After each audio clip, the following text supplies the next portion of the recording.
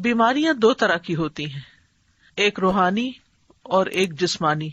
جہاں تک جسمانی بیماریوں کا تعلق ہے تو اللہ سبحانہ تعالیٰ نے ان کے لیے زمین سے چیزیں پیدا کی جن میں انسان کے لیے شفا رکھی،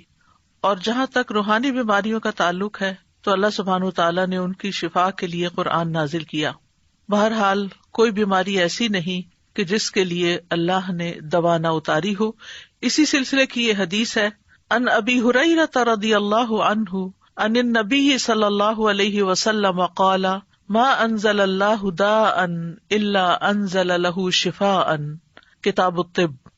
ابو ہریرہ رضی اللہ عنہ نبی کریم صلی اللہ علیہ وسلم سے روایت کرتے ہیں، آپ صلی اللہ علیہ وسلم نے فرمایا، اللہ نے کوئی ایسی بیماری نہیں اتاری جس کی دوا نہ اتاری ہو۔ ما انزل اللہ داء، یعنی اللہ نے جو بھی کوئی بیماری پیدا کی ہے اس کے لیے شفا کا سبب بھی پیدا کیا ہے، یعنی جسمانی بیماریوں کے لیے بھی اور روحانی بیماریوں کے لیے بھی، یعنی کوئی بھی بیماری ایسی نہیں۔ ما انزل اللہ داء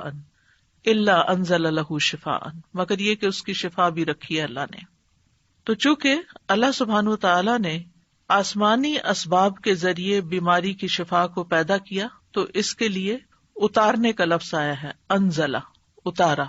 انزال کے کئی ایک معنی علماء نے یہاں پر کیے ہیں۔ ایک قول یہ ہے کہ اس کے اتارنے سے مراد یہ ہے کہ اللہ نے اپنے بندوں کو اس کے متعلق آگاہ کیا ہے، یعنی خبردار کیا ہے، بتایا ہے۔ ایک اور قول یہ ہے کہ رسول اللہ صلی اللہ علیہ وسلم نے ہر بیماری اور اس کے علاج کے متعلق عمومی طور پر خبر دی ہے، یعنی بیماری بھی ہے، اس کی بھی خبر دی، اور علاج بھی ہے۔ ایک قول یہ بھی ہے کہ ان دونوں کے اتارنے سے مراد ان کو پیدا کرنا ہے اور ان کا زمین میں رکھ دینا ہے، یعنی جیسا کہ حدیث میں اس خبر کی طرف اشارہ ہے کہ اللہ نے جو بیماری رکھی اس کے لیے علاج بھی رکھا، یعنی زمین پر رکھا۔ اور ایک اور قول یہ ہے کہ ان دونوں کے اتارنے سے ان کا فرشتوں کے ذریعے اتارنا مراد ہے، وہ فرشتے جو انسانی مخلوق کے نظام کے ساتھ مقرر کیے گئے ہیں۔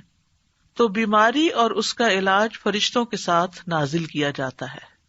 اور ایک قول یہ بھی ہے کہ اکثر بیماریاں اور ان کے علاج بارشوں کے اتارنے کے ذریعے سے ہوتے ہیں، جن سے غذائیں اور دوائیں اور دیگر چیزیں پیدا ہوتی ہیں۔ یعنی بارش اترتی ہے تو زمین بہت کچھ اگاتی ہے، تو پھر اس میں بعض اوقات کچھ زمینیں ایسی ہوتی ہیں یا کوڑے کے ڈھیر ایسے ہوتے ہیں کہ جن پہ بارش پڑتی ہے تو وہاں سے جراثیم پیدا ہو کر بھی فضا میں پھیلتے ہیں، وہ بھی بیماریوں کا سبب بنتے ہیں۔ اسی طرح اچھی زمینوں پر جب بارش پڑتی ہے تو اچھی غذائیں پیدا ہوتی ہیں جو بندوں کو صحت مند رکھنے میں کام آتی ہیں، اور انہی میں پھر جنگلوں کے اندر ایسی جڑی بوٹیاں پیدا ہوتی ہیں کہ جن سے علاج کیا جاتا ہے۔ تو بہرحال دونوں چیزیں مقدر ہیں، اللہ کی تقدیر میں سے ہیں، اور یہ اللہ سبحانہ تعالیٰ کی مخلوق پر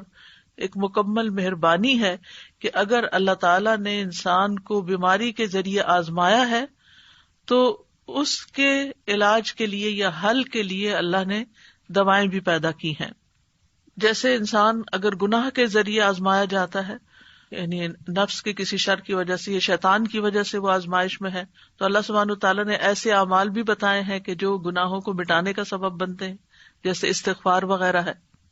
اسی طرح ایک اور حدیث سے ہمیں یہ بھی پتہ چلتا ہے کہ سال میں ایک رات وبا اترتی ہے،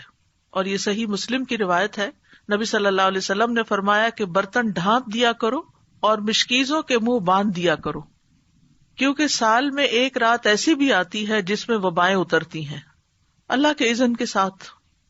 اور وہ ایسے برتن پر جسے ڈھانپا نہ گیا ہو یا وہ مشکیزہ جس کا منہ نہ باندھا گیا ہو اس پر سے گزرتی ہیں تو اس میں وہ داخل ہو جاتی ہیں۔ مثلاً پینے کی کوئی چیز رکھی ہوئی ہے، رات بھر ننگی رہی ہے اور اس میں وہ وبا داخل ہو چکی ہے، بیماری داخل ہو چکی ہے، اور صبح ہم اٹھتے ہیں اور بغیر بسم اللہ پڑھے اس کو پی جاتے ہیں تو بیماری جسم کے اندر چلی جاتی ہے۔ پھر ایک بندے کے اندر جراثیم آتے ہیں تو وہاں سے وہ دوسرے کو لگ جاتے ہیں، تیسرے کو لگ جاتے ہیں، اور پھر وہ بیماری بہت سو تک پھیل جاتی ہے۔ تو بہرحال بیماری بھی اللہ کے اذن سے ہی آتی ہے، اور ہمیں اس معاملے میں احتیاط بھی کرنے کی ضرورت ہے، اور دوا اور علاج کی بھی ضرورت ہے۔